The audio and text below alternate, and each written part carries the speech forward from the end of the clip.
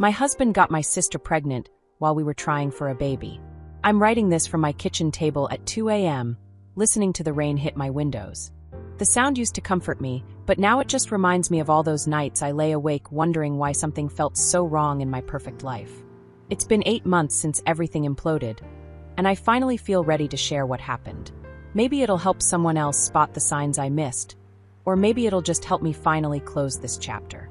I'm Lisa, 34, and until recently I thought I was living the dream. Great husband of 8 years, beautiful house in suburbia, successful career as a nurse practitioner making decent money. The kind of life people post about on Instagram with captions like blessed and grateful. The kind of life I used to post about, actually, before I learned how fake social media really is. My husband Tom was the golden boy everyone loved. Pediatric surgeon at Children's Hospital, volunteer at the free clinic every Saturday, coached Little League on weekends, even though we didn't have kids yet. The guy who remembered every birthday in both our families, brought me flowers for no reason, and made our neighbors jealous with his thoughtful gestures. He'd shovel Mrs. Peterson's driveway in winter and mow the Johnsons' lawn when Mr. Johnson hurt his back. Perfect husband material, right? The kind of man other women would look at and sigh, "You're so lucky, Lisa." And I felt lucky. God, did I feel lucky. We met during my clinical rotations in nursing school. I was 23, he was 28, this brilliant resident who somehow noticed the nursing student fumbling with 4 insertions. Instead of being condescending like some doctors, he actually took time to teach me proper technique. "Here, try it this way," he'd say, his hands gently guiding mine. "Feel how the needle wants to go. Trust the process." Our first date was supposed to be coffee after a particularly brutal 16-hour shift. We were both exhausted, covered in that hospital smell that never quite washes out, but we talked until the cafe closed and then sat in his car for another 2 hours. He told me about growing up as the middle child of 5 kids, how he became a doctor because his little sister had leukemia when they were kids. She survived, but watching her fight for her life at age 8 changed something in him forever. "I never want another family to go through what we went through without having someone who really cares fighting for their kid," he said. The way his voice caught when he talked about her, the genuine emotion, I was gone, completely smitten. He told me later that what attracted him to me was how I talked to the scared kids during my pediatric rotation. "You have this way of making them feel safe," he said. "Like you actually see them, not just their diagnosis. That's rare, even among pediatric staff." We dated for 3 years before he proposed. He did it at the hospital. Actually, during a quiet moment in the pediatric ward we both loved. Got down on one knee right there in the hallway, pulled out this vintage ring that had belonged to his grandmother. "Lisa Marie Chun," he said, using my full name like he always did when he was being serious. "Will you help me take care of kids and each other for the rest of our lives?" I started crying so hard I couldn't speak. Just nodded while half the nursing staff peeked around corners, grinning. It was perfect. He was perfect. We were perfect. The wedding was everything I'd dreamed of since I was little. Small ceremony in my parents' backyard, all our medical school and hospital friends there. My little sister Emma as maid of honor looking beautiful in the lavender dress we'd picked out together. Tom's best man Jake gave this speech about how Tom had been talking about marrying me since our 3rd date, how he'd never seen his friends so happy. "To Lisa and Tom," Jake raised his glass, "may your love be as healing as your hands." Everyone laughed and cried and danced until midnight. My parents looked so proud. Tom's family welcomed me like I'd always been one of them. We honeymooned in Italy for 2 weeks, eating pasta and gelato and making love in tiny bed and breakfasts overlooking vineyards. I remember lying in his arms one morning in Tuscany, watching the sunrise paint the hills gold, thinking, "This is it. This is happiness." The first few years of marriage were blissful. We bought our house, a 1920s craftsman with built-in bookshelves and a clawfoot tub, and this amazing kitchen where we'd cook together on Sunday mornings. Tom would make his famous blueberry pancakes while I attempted to not burn the bacon, both of us still in pajamas, dancing to whatever playlist he'd made that week. We'd host dinner parties where Tom would charm everyone with his stories from the hospital, carefully scrubbed of identifying details, of course, and I'd make my grandmother's famous lasagna. Our friends would stay until 2 a.m. playing board games and laughing, so hard the neighbors probably hated us. We were that couple everyone wanted to be around because our happiness was infectious. But we both wanted kids. Desperately. We started trying when I turned 28, figuring it would happen quickly. We were both healthy, both from fertile families. My mom had 3 kids, Tom's mom had 5. Shouldn't be a problem, our family doctor said cheerfully. Come back if nothing happens in a year. Month after month passed. At first, it was just disappointing. Then it became consuming. The temperature charts, the ovulation kits, the careful tracking of every cycle. Sex became scheduled, mechanical. It's time, I'd say, and Tom would dutifully perform. Both of us focused more on the calendar than each other. The fertility journey is its own special kind of hell. No one prepares you for how it takes over your entire life. Every month becomes an emotional roller coaster. 2 weeks of hope and careful planning, then the crushing disappointment when your period arrives. Then you pick yourself up and try again, because what else can you do? Tom was incredibly supportive through it all. When I'd break down crying in the bathroom staring at another negative pregnancy test, he'd hold me and say, "We'll figure it out together, babe. Maybe we should look into adoption too. There are so many kids who need families." Always so understanding, so patient, so willing to explore every option. We tried everything. Changed our diets, took supplements, did yoga, meditated, cut out alcohol completely. I had every test imaginable, blood work, ultrasounds, HSGs that hurt like hell. Tom got tested too, though his results came back perfect. "Nothing wrong with your swimmers," the doctor joked. Tom laughed, but I caught him staring out the window on the drive home, and I knew he was thinking the same thing I was. If he's fine and I'm supposedly fine, then why isn't this working? We tried 3 rounds of IUI. The first 2 failed completely. The third resulted in a chemical pregnancy. Technically pregnant for about a week before I miscarried, so early most women wouldn't even know they'd been pregnant. But I knew. I felt at the moment it was gone. That loss broke something in me I didn't know could break. It wasn't like losing a baby exactly, but it was losing hope. Losing the future I'd imagined so clearly I could taste it. Tom held me while I sobbed on our bathroom floor at 3 a.m., and I remember thinking, how much more of this can we take? Maybe we should take a break from trying, Tom suggested gently. Just be us for a while. Reconnect. So we did. We went on a second honeymoon to Ireland, stayed in castles and hiked through green hills and drank whiskey by peat fires. We remembered how to laugh together, how to make love without calendars and charts dictating when and how. For a few weeks, we were just Lisa and Tom again, not a couple struggling with infertility. But the baby hunger never really goes away. You see pregnant women everywhere. Every baby commercial, every social media announcement, every family gathering where someone inevitably asks, "So when are you two going to have kids?" Like it's the most casual question in the world. That's where we were emotionally when Emma needed help. My sister Emma is 3 years younger than me, and we've always been close. Growing up, I was the responsible one, good grades, followed rules, made our parents proud. Emma was the artist, the free spirit who traveled the world with nothing but a backpack and somehow always landed on her feet. She lived in Paris for 2 years, taught English in Thailand, spent a summer in Morocco learning to make jewelry from local artisans. Emma was everything I wasn't: spontaneous, adventurous, unafraid of uncertainty. I sometimes envied her freedom, but I also worried about her constantly. She never seemed to have a plan, never saved money, never thought more than 6 months ahead. "You worry too much, Lisa," she'd tell me during our weekly phone calls from wherever she was. "Life isn't meant to be planned out to the minute. Sometimes you have to trust the universe." But 3 years ago, Emma did something completely out of character. She got married. To Marcus, a guy she'd met during a photography workshop in Colorado. He seemed nice enough when she brought him home for Christmas, though something about him rubbed me wrong. He was controlling in subtle ways, always deciding where they'd eat, interrupting Emma when she was telling stories, making little comments about her flighty nature that he disguised as jokes. Tom didn't like him either. "He talks to her like she's stupid," Tom said after that Christmas visit. "Emma's not stupid. She's one of the smartest people I know, just in a different way." I should have trusted that instinct. Emma moved to Colorado to be with Marcus, and gradually our weekly calls became monthly, then sporadic. When she did call, she seemed different, quieter, more anxious. Marcus had opinions about everything she did. Her art was impractical. Her friends were bad influences. Her family was too involved in their relationship. Classic isolation tactics, though I didn't recognize them at the time. The marriage lasted 18 months. Emma called me at 2 a.m. on a Tuesday night, crying so hard I could barely understand her. "He hit me, Lisa. I can't. I need to come home." My blood went cold. "Are you safe right now?" "I'm at a hotel. I took some money from our account and just left. I can't go back there." "Don't. Stay where you are. I'm booking you a flight home right now. Tom woke up during the phone call, immediately alert when he heard the panic in my voice. When I explained what happened, his face went dark with anger. Book the flight, he said. I'll call Jake, his brother's a lawyer in Colorado.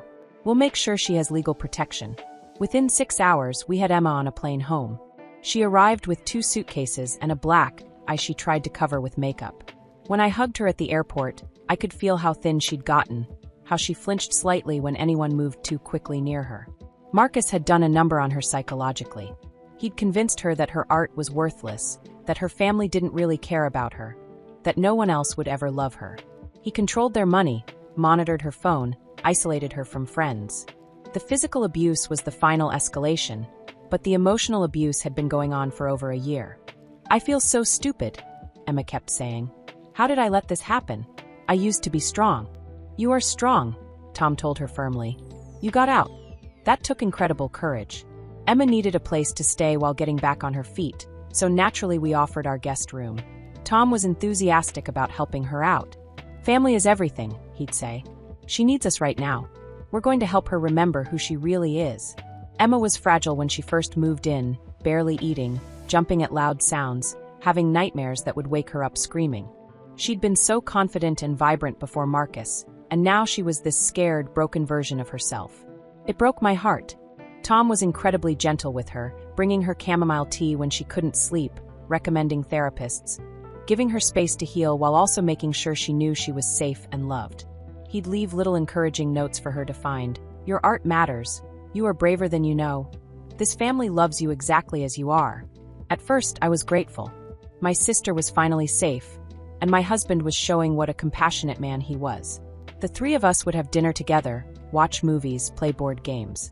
Emma slowly started eating more, laughing occasionally, picking up her sketchpad again. It felt like we were building this beautiful support system, helping Emma remember her own strength. Tom would come home from the hospital with stories specifically chosen to make Emma smile, funny things kids had said, heartwarming recoveries, anything to remind her that there was still good in the world. He'd ask about her art projects, encourage her to submit work to local galleries, help her set up an online portfolio. You have such a gift, he'd tell her, looking at her paintings with genuine admiration. Don't let one terrible person make you forget that. Emma started blooming again under all that positive attention. The scared, brittle version of herself began giving way to glimpses of the vibrant woman I remembered. She'd sing while making breakfast, leave her artwork out instead of hiding it, start making plans for her future. But slowly, almost imperceptibly, things started shifting in ways I couldn't quite articulate. It began with late-night conversations. I'd go to bed early for my morning shifts at the hospital, and Emma and Tom would stay up talking about her art, her healing process, philosophy, life in general. Just helping her work through the trauma, Tom would explain when I asked. She needs someone who understands psychology. You know how my sister's therapy helped her after the leukemia. Their conversations got deeper, more intimate. I'd walk into rooms and they'd stop talking, not in a guilty way exactly, but like they were sharing something precious I couldn't understand. Tom started using phrases Emma used, adopting her perspectives on art and creativity, laughing at inside jokes I wasn't part of. Emma began staying up later and later, and Tom started going to bed later too. I'd wake up at 2 a.m. to use the bathroom and hear their voices drifting up from the kitchen, soft and intense. Personal conversations about Emma's marriage, her fears, her dreams. Conversations that lasted until 3 or 4 in the morning. You two are getting close, I mentioned to Tom one night, trying to keep my tone casual. She's your sister. I'm just being supportive. Isn't that what you'd want me to do? The thing about gaslighting is you don't realize it's happening. When someone you trust keeps telling you your instincts are wrong, you start doubting yourself. And Tom was masterful at it, though I don't think he even realized what he was doing at first. I think Emma's doing much better, I'd say. Maybe it's time to talk about her getting her own place. She's still so fragile, Lisa. We can't abandon her now. What if she has a setback? What if Marcus tries to contact her? But it's been 4 months. Recovery from abuse takes time. Don't you want your sister to feel completely safe before she's on her own again? Of course I wanted Emma to feel safe. Of course I wanted to support her healing. But something felt off about the intensity of Tom's protectiveness, the way he seemed to know more about Emma's emotional state than I did despite me being her sister. Emma started joining us for date nights. Tom suggested it at first.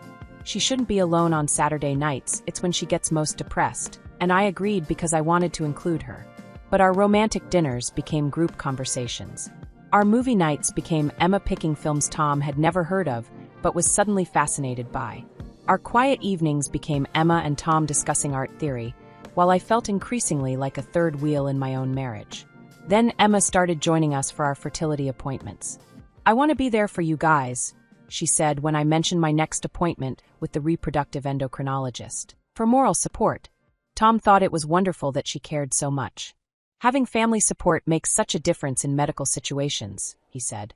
"You know how scared you get before these appointments." But I noticed how Emma would ask detailed questions about our timeline, our treatment plans, our hopes and fears. Why did my sister need to know exactly when we were ovulating? Why was she taking notes during meetings with our doctor? Why did she seem more invested in our fertility journey than some of our closest friends? "Emma's just trying to understand what we're going through," Tom would say when I mentioned feeling uncomfortable. "She wants to help however she can." The appointments became increasingly awkward for me. Emma and Tom would sit on either side of me, both asking questions, both taking notes, both discussing our options like they were a team, and I was the patient they were managing. During one particularly invasive consultation about IVF procedures, I caught them exchanging a look I couldn't interpret. "What was that about?" I asked Tom later. What about?" "That look you and Emma shared during the appointment." "I have no idea what you're talking about, Lisa. You're seeing things that aren't there." Maybe I was. Maybe the fertility stress was making me paranoid. Maybe I was jealous of the easy friendship Tom and Emma had developed, the way they could talk for hours about subjects I found boring or overwhelming. Maybe I was being the insecure wife who couldn't handle her husband being kind to her traumatized sister. But then Emma announced she was pregnant. She told us over dinner on a Tuesday night in November. I was serving the chicken marsala Tom loved, trying to make conversation about our days, when Emma suddenly put down her fork and started crying. "I have something to tell you both," she said, tears streaming down her face. "I'm pregnant." The silence that followed felt like it lasted forever, but was probably only seconds. "Pregnant?" I managed. "Ow, who? Remember Jake from my art class? The one I mentioned a few times? We've been seeing each other casually for the past month. It was stupid, we were careless, and now," she buried her face in her hands, "I can't do this alone. I'm not ready to be a mother." My first emotion was shock. Emma hadn't mentioned dating anyone seriously. When had she been seeing this Jake person? She was at our house most evenings, usually talking late into the night with Tom. My second emotion was a twisted, shameful jealousy. Here we were 3 years into our fertility journey, thousands of dollars in treatments, months of hope and disappointment, and Emma gets pregnant by accident with some guy from her art class after 1 month of casual dating. Tom immediately jumped into protector mode. He moved his chair closer to Emma, put his arm around her shoulders, started speaking in his calm doctor voice. "Hey, it's okay. You don't have to do anything alone. We're here. We're family." "But I can't afford a baby," Emma sobbed. "I don't have a real job. I'm still living in your guest room. I'm barely holding myself together as it is." "None of that matters right now," Tom said firmly. "What matters is that you're safe and supported. We'll figure everything else out together." I felt sick watching this scene unfold. Not because I didn't want to support Emma, but because Tom's reaction seemed so immediate. So prepared. Like he'd already thought about this possibility. "Maybe this is a sign," Tom said to me privately later that night while Emma slept. "Maybe we're meant to help raise this baby. We could be like co-parents, give this child the stable family environment they deserve." Something about the way he said we felt wrong, but I couldn't articulate why. It made sense on the surface. We wanted a child, Emma needed help, families support each other. But there was an undercurrent I couldn't identify. "Don't you think that's a little complicated?" I asked. "What about the father? What about Emma's independence? What about our own fertility plans?" "Lisa," Tom said in that patient tone he used when he thought I was being unreasonable, "sometimes life doesn't follow our plans.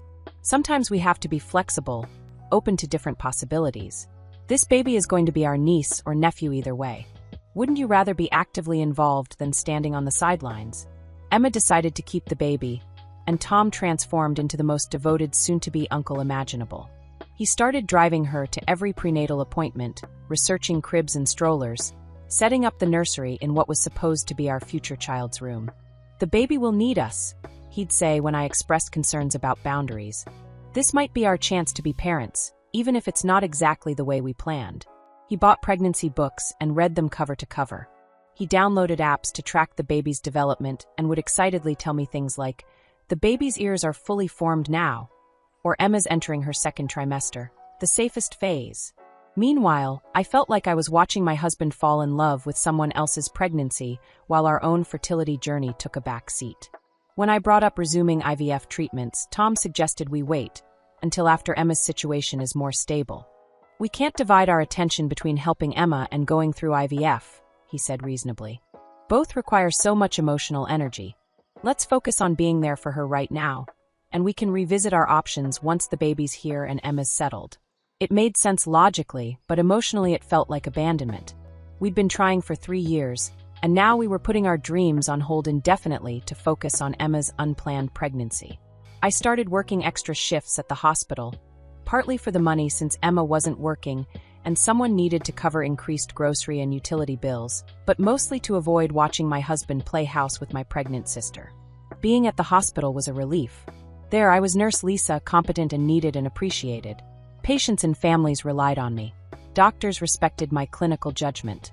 I had purpose and identity beyond the wife who can't get pregnant or the sister whose house Emma lives in. But coming home became increasingly uncomfortable. Tom and Emma had developed this domestic routine that didn't seem to include me.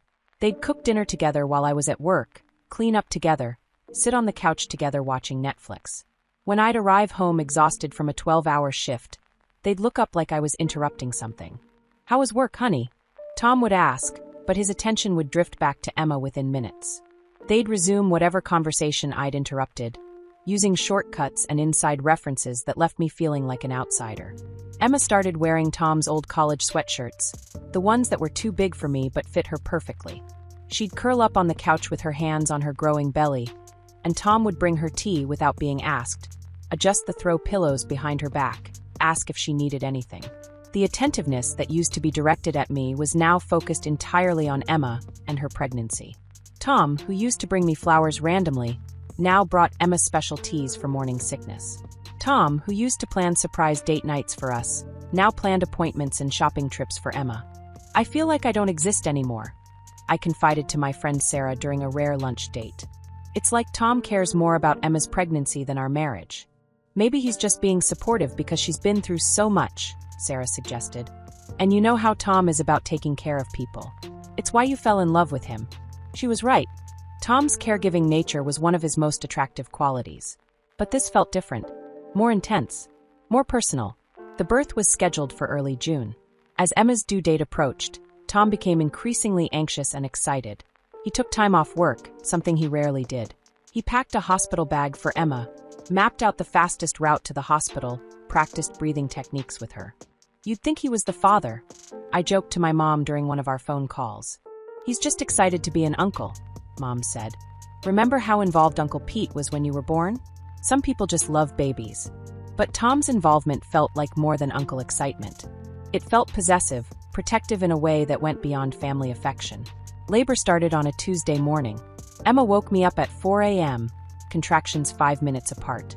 "It's time," she said, and Tom was already awake, already dressed, already grabbing the hospital bag he'd packed weeks ago. The birth was intense. I was in the delivery room holding Emma's hand while she pushed, but Tom was the one she looked at during contractions. Tom was the one giving her encouragement, wiping her face with cool cloths, telling her how strong and brave she was. When little Sophie finally arrived after 16 hours of labor, Tom was crying harder than Emma was. "She's perfect," he kept saying, his voice thick with emotion. "She's absolutely perfect." And she was. Beautiful, healthy, with these striking green eyes that seemed to look right through you, and the tiniest fingers I'd ever seen. Tom cut the umbilical cord at Emma's request. The symbolism wasn't lost on me. He was literally the first person to separate this child from her mother, the first to hold her after Emma. "Look at her," Tom whispered, cradling Sophie with the expertise of someone who'd held hundreds of newborns in his medical career, but the wonder of someone holding his first child. "Look at those eyes. She knows we're her family." In that moment, watching Tom hold Sophie with tears streaming down his face, something clicked into place in my mind. Something I'd been trying to ignore for months. Tom wasn't acting like an uncle meeting his niece for the first time. He was acting like a father meeting his daughter. The next few weeks confirmed my growing suspicion. Tom barely left Sophie's side when he wasn't at work. He'd hold her for hours, just staring at her face like he was memorizing every detail. He learned to change diapers, prepare bottles, recognize different types of cries. Emma, dealing with postpartum exhaustion and hormones, was happy to have the help. "Tom's a natural," she'd say when people commented on how hands-on he was. "Sophie's lucky to have such a devoted uncle." But I started really looking at them together, Emma, Tom, and Sophie. The way Tom's whole face would light up when Sophie smiled. The way Emma would watch Tom hold her daughter with this expression I couldn't quite read. The way both of them seemed to forget I was in the room when they were focused on the baby. And then there was Sophie herself. She didn't look like Emma. Emma had dark hair, brown eyes, olive skin from our Mediterranean heritage. She didn't look like this mysterious Jake from art class either, according to Emma's description. Tall, dark, kind of brooding, typical artist type. Sophie had light brown hair with golden highlights, fair skin that flushed pink when she cried, and those incredible green eyes that seemed to change color in different light. She looked like Tom. Same nose, same chin, same expression when she slept with one eyebrow slightly raised. Even the way she moved her hands, these graceful gestures that reminded me exactly of how Tom moved his hands when he was thinking. Funny how babies sometimes look like their relatives. My mom mentioned during a visit when Sophie was 3 weeks old. She could be Tom's daughter with those features. The comment hit like ice water, but I tried to laugh it off. Genes are weird that way. But I started really studying Sophie during the quiet moments. The shape of her ears, exactly like Tom's. The way she wrinkled her forehead when she was concentrating. Tom's expression precisely. The dimple in her left cheek that appeared when she smiled. Tom had the same dimple in the exact same spot. I found myself staring at family photos, comparing features, trying to convince myself I was imagining the resemblance. But the more I looked, the more obvious it became. Sophie looked like Tom because Tom was her father. The timeline fit perfectly. Emma had been living with us for 9 months when Sophie was born. 9 months exactly. She'd been having those late-night conversations with Tom, those intense bonding sessions I'd attributed to healing from her abusive marriage. But what if it hadn't been just talking? I started finding excuses to be home more, watching how Tom and Emma interacted. Really watching, not just seeing what I expected to see. Tom didn't act like an uncle with Sophie. He acted like a father. The immediate instinct to comfort her when she cried, the way he could calm her when Emma couldn't, the pure pride in his voice when he talked about her milestones. Emma would catch him staring at Sophie with this expression of wonder and love, and she'd get this guilty look, quickly taking the baby away or changing the subject. When Tom held Sophie, she'd settle immediately, like she recognized him on some cellular level. When I held her, she'd be pleasant but alert, looking around for someone else. When Emma held her, Sophie was content. But when Tom held her, Sophie was home. Tom's so good with her. I mentioned to Emma one afternoon while she was breastfeeding Sophie. "He really is," Emma agreed, not meeting my eyes. "Some men just have that natural father instinct, you know? Is that what it is?" I asked carefully. "Father instinct?" Emma's face flushed red, and she focused intently on adjusting Sophie's blanket. "I just meant he's nurturing. Protective. The way he'd be with his own kids someday." His own kids. The phrase hung in the air between us. That night, after Emma had gone to bed and Tom was in his office catching up on patient files, I knocked on his door. "Tom, can we talk?" "Of course, babe. Come in." He looked up from his laptop, smiling that warm smile that used to make my knees weak. "Everything okay? I need to ask you something, and I need you to be completely honest with me." His smile faltered slightly. "Lisa, you're scaring me. What's wrong? Is Sophie yours?" The silence that followed felt like an eternity. Tom's face went through a series of expressions: confusion, understanding, fear, resignation. The pause before he answered told me everything I needed to know. "Lisa, how could you even think that? Emma's your sister." "I would never." "Don't," I interrupted. "Don't lie to me anymore. I've been watching you with her. The way you look at Sophie, the way you act with Emma, the timing of everything. Just tell me the truth." Tom closed his laptop slowly, buying time. When he looked at me again, his eyes were filled with something that might have been relief. "It's not what you think," he said quietly. "What I think is that you had an affair with my sister, and she had your baby. Am I wrong?" "You're not wrong about the facts, but you're wrong about the context. It wasn't an affair, Lisa. It wasn't some sordid betrayal. It was, what was it, Tom? Because from where I'm standing, It looks like you slept with my traumatized sister while I was working extra shifts to support her, and now you're playing house with your secret child. Tom stood up, started pacing. Emma was so broken when she got here, so damaged by what Marcus did to her. She needed to remember that she was worth loving, that she was beautiful and strong and valuable. So you slept with her? It wasn't planned. It just happened. One night she had a panic attack about Marcus finding her, and I was comforting her, and we were both emotional, and things got out of hand. Once, Tom stopped pacing, looked out the window. Not once. The confirmation hit me like a physical blow. How many times, Tom? Does it matter? It wasn't about sex, Lisa. It was about healing, about connection, about showing Emma that intimacy could be safe and beautiful instead of controlling and violent. How noble of you, I said, surprised by the bitterness in my own voice. You sacrificed yourself to heal my sister through therapeutic fucking. Don't be crude. It wasn't like that. Then what was it like? Help me understand how having an affair with my sister was actually a beautiful act of healing. Tom sat back down, put his head in his hands.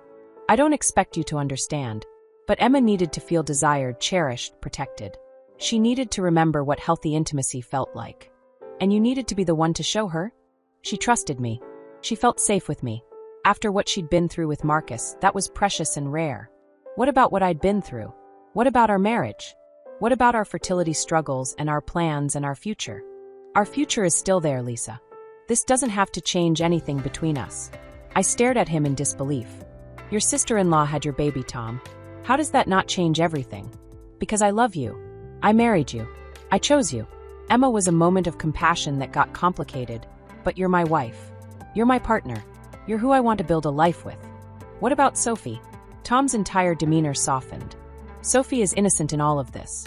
She didn't ask to be born into this situation. But she's your daughter. Biologically, yes. But Emma is her mother. Emma will raise her. We'll help, of course, as family, but... Tom. I interrupted his careful explanation. Be honest with me. How do you feel about Sophie? He looked at me for a long moment, and I saw him make the decision to tell the truth. I love her, he said simply. The moment she was born, the moment I held her, I felt this overwhelming love that I've never experienced before. She's my daughter, and I love her completely. And Emma is Sophie's mother. Emma is someone I care about deeply, someone who needed help, someone who gave me the most incredible gift I could ever receive. Do you love her? Not the way I love you. That's not what I asked. Tom was quiet for a long time. Yes, he finally said. I love her, but it's different from what we have. It's complicated and painful and wrapped up in guilt and circumstances. What we have is solid, Lisa. It's real. It's chosen. What we had was chosen, I corrected. What we have now is broken. It doesn't have to be. People work through affairs all the time. We can get counseling, we can rebuild trust, we can... Stop! I held up my hand. Just stop talking. I needed to get out of that room, away from Tom's earnest explanations and justifications. Away from the man I'd loved for 8 years explaining how sleeping with my sister was actually an act of compassion. I walked to our bedroom, locked the door, and called in sick to work for the first time in 3 years. Then I sat on our bed, the bed where Tom and I had made love thousands of times, the bed where we'd held each other through fertility disappointments, the bed where we'd planned our future, and tried to process what my life had become.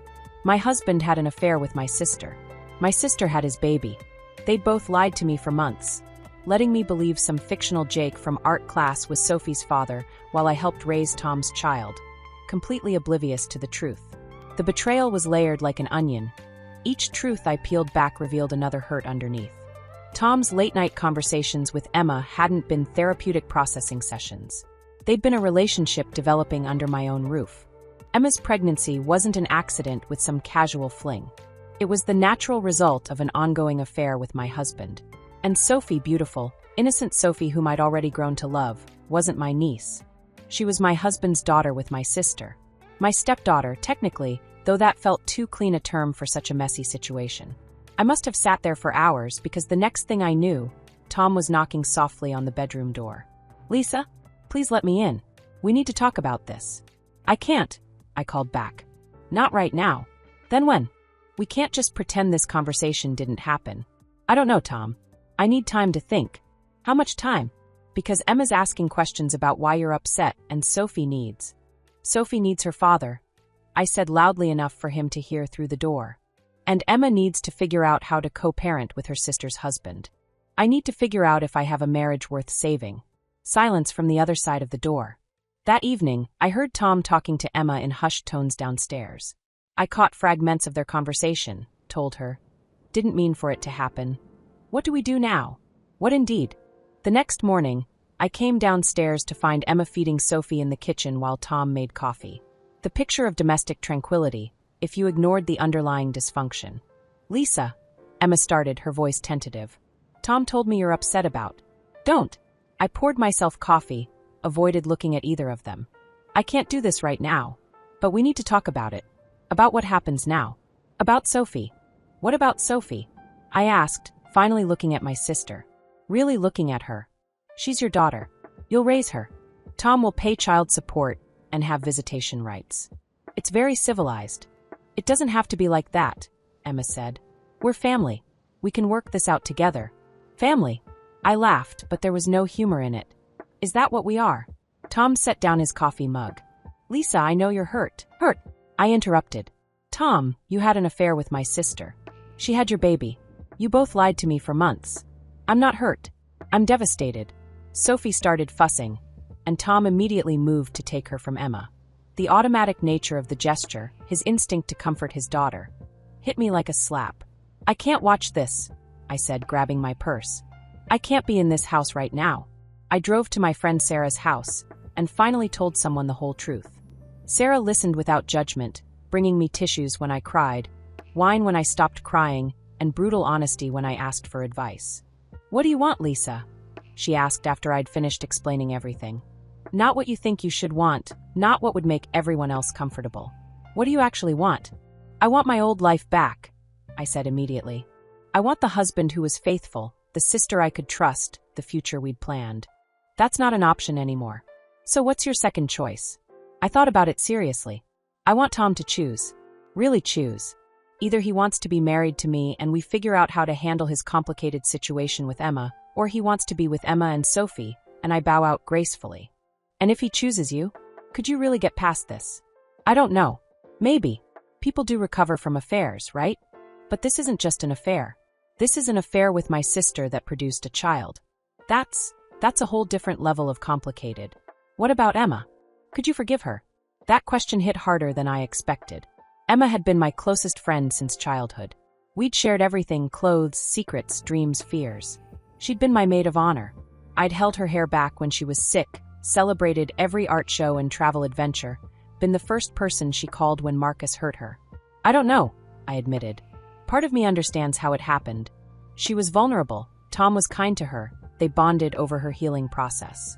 But part of me can't get past the fact that she had sex with my husband in my house while I was working to support her. Those can both be true, Sarah said gently. Understanding how something happened doesn't mean you have to be okay with it. When I got home that evening, Tom and Emma were waiting for me in the living room. Sophie was sleeping in her portable crib, and the house felt charged with tension. We've been talking, Tom said as I sat down across from them. About everything. About what we want going forward. Okay. Emma leaned forward. Lisa, I need you to know that I never meant for this to happen. When I moved in here, I was broken. Tom helped me heal, and somewhere in that process, we connected in a way that went beyond appropriate boundaries. It wasn't planned, Tom added. It wasn't a calculated affair. It was two people helping each other through difficult times, and it became something neither of us expected. Are you together now? I asked bluntly. Are you in love? Are you planning a future together? They looked at each other, and I saw a whole conversation pass between them in that glance. It's complicated, Emma said finally. It's really not. Either you're together or you're not. We care about each other, Tom said carefully. We share a daughter. We have a bond that can't be broken. But what Emma and I have isn't the same as what you and I built over 8 years. What we built over 8 years included fidelity, I pointed out. It included honesty. It included planning a future together that didn't involve my sister and your secret baby. I know, and I'm sorry. We're both sorry. Sorry doesn't fix this, Tom. Sorry doesn't undo months of lies. Sorry doesn't make Sophie disappear or make Emma not her mother. Sophie stirred in her crib, making those small sounds babies make when they're waking up. Tom immediately went to her, lifting her with practiced ease. "Hey, beautiful girl," he murmured, and Sophie settled against his chest like she belonged there. Watching them together, I felt the full weight of what I was dealing with. This wasn't just about forgiving Tom for sleeping with Emma. This was about accepting that Tom was now a father, that Emma was now a mother, that they shared something I could never be part of. "I need to know what you both want," I said. "Really want. Not what you think I want to hear, not what seems most convenient. What do you actually want your lives to look like going forward?" Tom looked at Emma, then at Sophie, then at me. "I want to be married to you," he said. "I want us to work through this and rebuild what we had. I also want to be a father to Sophie. I want Emma to be happy and successful and independent. I want all of us to find a way to be family, even if it's not traditional." "Emma," my sister was quiet for a long moment, studying her hands. "I want to be a good mother to Sophie," she said finally. "I want to build a stable, independent life for myself and my daughter. I want to stop being the broken woman who needs rescuing. And I want," she looked up at me with tears in her eyes, "I want my sister back. I want to find a way through this that doesn't mean losing you forever." "What about Tom?" I asked. "What do you want with Tom?" "I love him," she said simply. "I love him in ways I didn't know I was capable of loving someone. But I also know that he's your husband, and Sophie and I disrupted something sacred between you two. I don't want to be the reason your marriage ends. You already are the reason it might end, Emma. The question is whether it's a reason worth ending it for." Over the next several days, I did a lot of thinking. I drove to the coast and walked on the beach for hours, trying to imagine different versions of my future. I called my mom and told her everything, knowing she'd give me honest advice, even if it wasn't what I wanted to hear. "Honey," she said after I'd explained the whole situation, "this isn't really about whether you can forgive Tom and Emma. This is about whether you can live with the life they're offering you." "What do you mean?" "Tom isn't choosing between you and Emma. He's asking you to accept a life where you're his wife, Emma is his, whatever she is, and Sophie is his daughter. You'd be sharing your husband with your sister permanently, just in a way that looks socially acceptable." She was right. Tom wasn't offering to end his relationship with Emma and give up his parental rights to Sophie. He was asking me to accept a new family structure where I'd be the wife, Emma would be the baby mama, and somehow we'd all make it work. "Could you live with that?" Mom asked. "I don't know. Maybe. If they were really committed to making it work, if there were clear boundaries, if Emma got her own place and built her own life. And if Tom never touched her again? If you could trust them both to maintain appropriate boundaries while co-parenting? That was the real question. Could I trust Tom not to sleep with Emma again? Could I trust Emma to respect my marriage while staying involved in our lives as Sophie's mother? Could I live with the constant knowledge that my husband loved another woman, even if he loved me too? I made an appointment with a therapist who specialized in infidelity and unconventional family structures. Dr. Martinez was a straight-talking woman in her 50s who didn't sugarcoat anything. "What you're dealing with is complicated," she told me during our first session. "This isn't just about affair recovery. This is about deciding whether you can accept a permanently altered family dynamic. Is it possible? Do people make these kinds of arrangements work? Some do. It requires incredible commitment from everyone involved, crystal clear boundaries, ongoing therapy, and a willingness to prioritize the children's well-being over adult convenience. And if we can't make it work, then you need to decide what you can live with. Some people divorce and successfully co-parent in blended family situations. Some people divorce and minimize contact. Some people stay married and make it work despite the complications. What would you do?" Dr. Martinez smiled. "I'd figure out what I needed to be happy and healthy, and then I'd make decisions that supported those needs. But I'm not you, and my values aren't your values." After 2 weeks of individual therapy, Tom, Emma, and I started meeting together with Dr. Martinez. Those sessions were brutal but necessary. "Tom," Dr. Martinez asked during our third joint session, "what does it mean to you to be committed to your marriage?" "It means Lisa comes first. It means I'm transparent about everything. It means I do whatever it takes to rebuild her trust." "Including ending your relationship with Emma?" Tom hesitated. "Emma is Sophie's mother.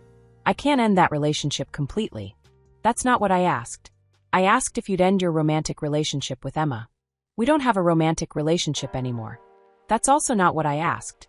I'm asking if you'd commit to ending it permanently, to maintaining only a co-parenting relationship with Emma going forward."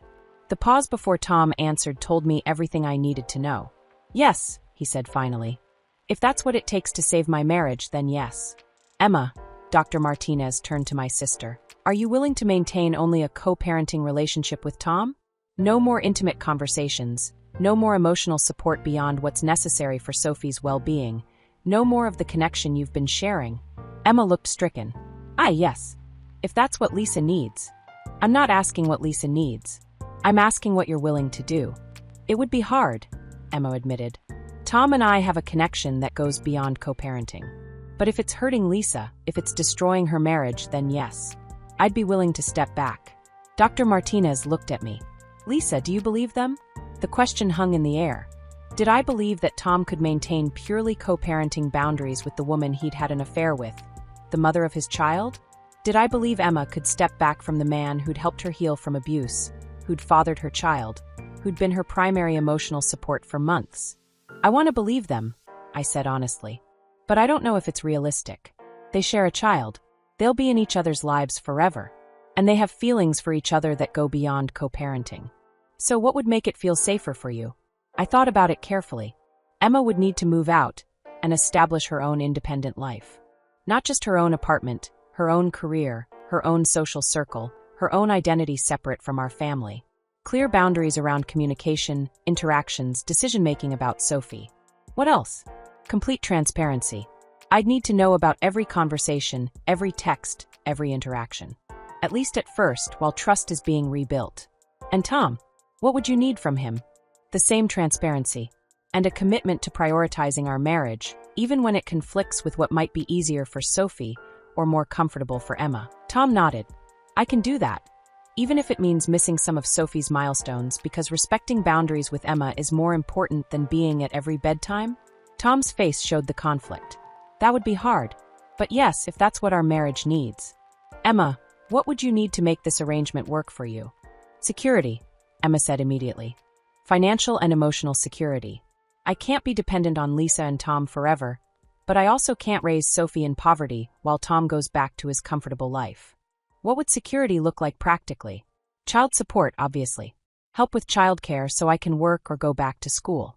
Maybe help with a down payment on a house eventually, so Sophie has stability. Lisa, how do you feel about Tom providing financial support to Emma long-term? It's his responsibility as Sophie's father, I said. I don't love it, but it's the right thing to do. What about the emotional piece? How do you handle holidays, birthdays, school events, family gatherings? That was the question I'd been dreading. How do you navigate family events when your husband's child with your sister is involved? How do you explain this situation to friends, extended family, eventually to Sophie herself? I don't know, I admitted. That's the part that feels overwhelming. Dr. Martinez nodded. These are all solvable problems, but they require ongoing commitment and flexibility from everyone. The question is whether all three of you are truly willing to do the work. We spent several more sessions working through practical details. Emma would move out within 2 months, once we found her a suitable apartment and she'd secured at least part-time work. Tom would provide child support and help with major expenses. Communication about Sophie would go through a co-parenting app to maintain transparency. Major decisions about Sophie's upbringing would involve both parents, but day-to-day choices would be Emma's as the primary caregiver. For a few weeks, it seemed like it might actually work. Emma found a job at a local gallery and started looking at apartments. Tom was scrupulously transparent about every interaction with her, showing me texts and asking my opinion about decisions. We started having regular date nights again, trying to reconnect as a couple. But the fundamental problems remained. Tom was still Sophie's father, still felt responsible for Emma's well-being, still loved them both in ways that went beyond obligation. Emma was still struggling with single motherhood, still isolated from most of her support system because of the complicated situation, still emotionally dependent on Tom in ways that weren't entirely appropriate. And I was still the wife trying to hold together a marriage that felt fundamentally changed, still dealing with my own fertility struggles while watching my husband's child with my sister thrive. The breaking point came during Sophie's first Christmas. We'd agreed that Emma and Sophie would join us for Christmas morning, then spend the afternoon with our parents. It seemed like a reasonable compromise that honored Tom's role as Sophie's father while maintaining family traditions. But watching Tom's face light up as Sophie grabbed at wrapping paper, seeing Emma and Tom exchange proud parent smiles, hearing them discuss Sophie's development and needs like the co-parents they were, it hit me that I wasn't just sharing Christmas morning. I was sharing my husband. Not just his time or attention, but his heart. His joy. His primary emotional investment. Tom's face when he looked at Sophie held a wonder and love I'd never seen before. Not even when he looked at me on our wedding day. After Emma and Sophie left, Tom found me crying in the kitchen. "What's wrong, babe? I thought that went really well." "You love her more," I said through my tears. "Love who more?" "Sophie. You love Sophie more than you've ever loved me. Maybe more than you've ever loved anyone." Tom sat down across from me, reached for my hands. "Lisa, that's not true. I love you differently than I love Sophie. She's my daughter, you're my wife. It's not comparable. But if you had to choose, if loving Sophie meant losing me, or loving me meant losing Sophie, which would you choose?" Tom's silence was answer enough. "I can't do this anymore," I said quietly. "Lisa, please. Don't make me choose. We can make this work if we all—" "Tom, stop. Just stop trying to convince me that this is salvageable. You have a daughter. You love her mother. You want to be a family with them, even if I'm also part of that family somehow. But that's not what I want." "What do you want?" "I want to be someone's first choice. I want to be with someone who loves me more than anyone else in the world. I want to plan a future that doesn't involve managing relationships with my sister and your secret baby." Tom's eyes filled with tears. "You are my first choice. As my wife, you're my first choice. But Sophie is your first choice as your daughter. Emma is your first choice as Sophie's mother. I'm your first choice in the category of wife, but I'm not your first choice overall. Do you see the difference?" He did see it. I could tell by his expression that he understood exactly what I was saying. "So what happens now?" he asked. "Now we get divorced. Amicably, with respect for each other, and for the years we had together. You focus on being the best father you can be to Sophie, and the best co-parent you can be to Emma. I focus on building a life that makes me happy. Lisa, please. We can try harder. We can go to more therapy. We can—" "Tom," I interrupted gently. "You're a good man. You're going to be a wonderful father. You and Emma have a chance to build something beautiful together. Something that honors the love you have for each other and prioritizes Sophie's well-being. What about what we built together? We built something beautiful too. And now it's over. That doesn't make it less meaningful." The divorce process was surprisingly civilized. We used a mediator instead of adversarial lawyers. We split our assets fairly, sold the house we'd made into a home, divided up 8 years of shared possessions and memories. Tom moved into a condo closer to the hospital. Emma found a 2-bedroom apartment in a family-friendly neighborhood. I bought a smaller house across town, close to the hospital, but far enough away to feel like a fresh start. The hardest part was telling our families and friends. Most people couldn't understand why I was giving up on my marriage over something that wasn't really Tom's fault. Emma was vulnerable, my aunt said during one painful family dinner. And Tom was just being kind. These things happen. But marriage is supposed to be for better or worse. "This isn't worse," I tried to explain. "This is different. This is Tom having a child with someone else. That changes everything." "But you could still be a family," my cousin chimed in. "Lots of people raised children from previous relationships." What they didn't understand was that this wasn't a previous relationship. This was a current, ongoing, complicated relationship that would continue for the rest of Sophie's childhood and beyond. Tom and Emma would be connected forever, making decisions together, sharing milestones, being present for each other in ways that went beyond co-parenting. I didn't want to be the wife on the sidelines of that relationship. 6 months after our divorce was finalized, I ran into Emma at the grocery store. Sophie was with her, now a chubby, happy toddler with Tom's green eyes and Emma's smile. "Lisa," Emma said, looking genuinely happy to see me. "How are you? You look great." I did look great. I'd been working out, eating well, focusing on my career in ways I hadn't for years. I'd been promoted to charge nurse in the pediatric ICU, a position I'd wanted for years, but had never pursued while dealing with fertility treatments and marriage complications. "I'm doing well," I told her honestly. "How's Sophie?" "She's amazing. Walking everywhere, getting into everything. Tom says she has your determination." I looked at Sophie, who was staring at me with curious eyes, and felt a pang of something. Not regret exactly, but sadness for the relationship we might have had in different circumstances. "How is Tom?" I asked. "He's good. Happy. He loves being a dad, even though he worries constantly about doing everything right." "And you too, are you?" Emma smiled, and I could see the answer in her expression before she said anything. "We're taking it slow. Going to couples therapy.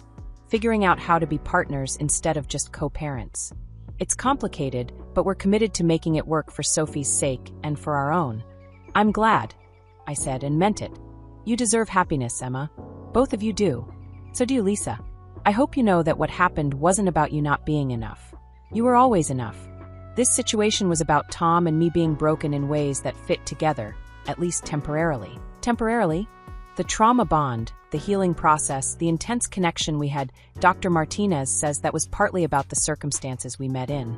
Now we're figuring out what we actually have beyond that, without the crisis and secrecy. I nodded, understanding more than she probably realized. Tom and Emma's relationship had been forged in crisis. Her abuse recovery, my fertility struggles, the intensity of her pregnancy and Sophie's birth. Now they had to figure out if they could build something sustainable in normal, everyday life. I hope it works out, I said, and I meant that too. A year later, I started dating again. Not seriously at first, just coffee dates and casual dinners with men I met through friends or work.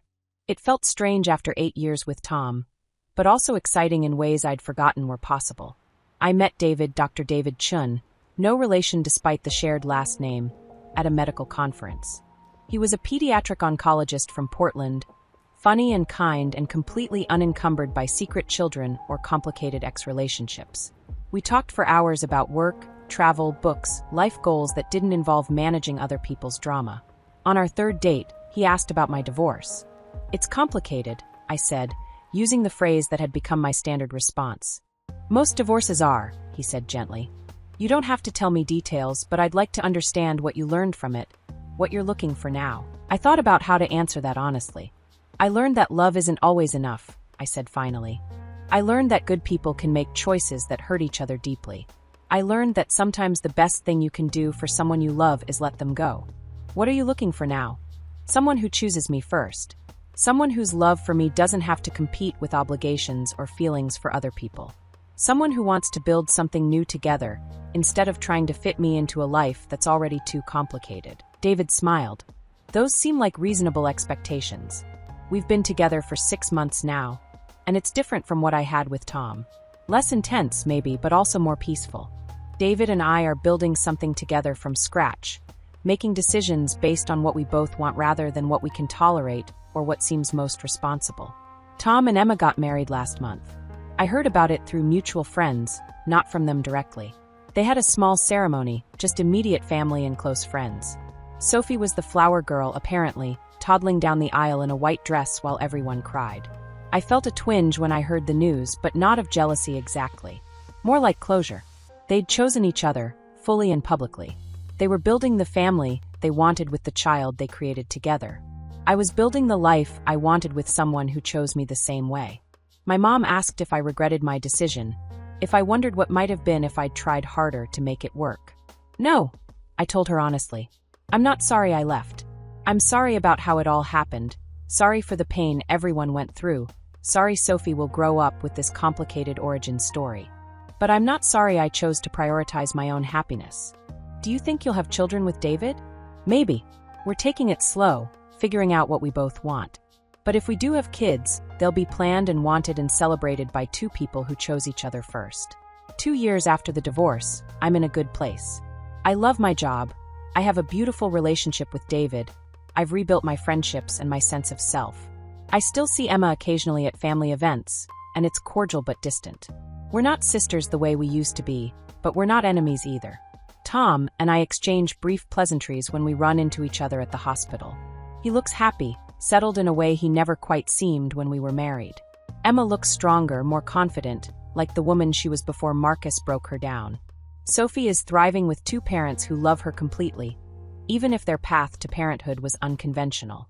She's lucky in that way. She'll never doubt whether she was wanted or cherished. Sometimes I wonder what would have happened if I'd stayed, if I'd been willing to accept the shared life Tom was offering. Maybe we could have made it work. Maybe I could have learned to be happy as part of their complicated family structure. But I don't think I would have been happy, not really. I would have been accommodating, understanding, mature about an impossible situation. But I wouldn't have been someone's first choice, and I've learned that's important to me. I deserve to be someone's first choice. Everyone does. The story doesn't have a neat ending because real life doesn't work that way.